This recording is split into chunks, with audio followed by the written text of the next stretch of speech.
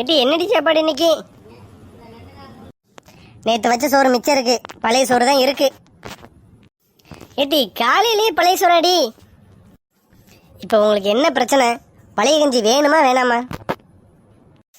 ஏண்டி கேட்க தாண்டி செஞ்சேன். உங்களுக்கு வேணும்னா தின்னுங்க, இல்லாட்டா போங்க வச்சுக்கிட்டு. நான் ரொம்ப டென்ஷனில் இருக்கேன். 2 பேரும் காலையிலே ஆரம்பிச்சிட்டீங்களா? இங்கே பாருங்க, நான் ரொம்ப பொறுமையாக இருக்கேன். என்னை வேற மாதிரி ஆக்கிறாதீங்க. அப்புறம் ராணி மகமாயி போகிற சீமையில் இல்லாத பொண்ணை கூட்டிகிட்டு வந்த. ஏன்னா நீ பழைய கஞ்சியாக குடிக்கிற?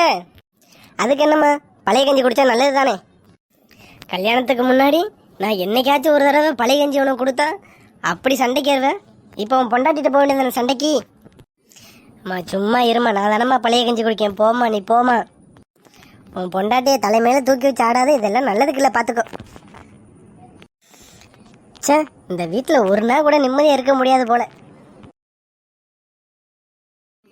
இந்த நேரத்தில் இந்த ஃபோனு ஒன்று.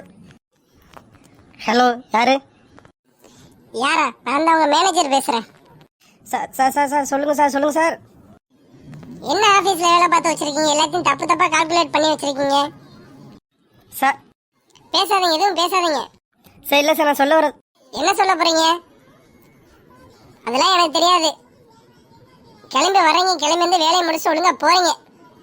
சார் அது வந்து ஃபர்ஸ்ட் பேசாம நீங்க வாங்க, போனை கட் பண்ணுங்க. வாங்க வாங்க. Sir sir sir sir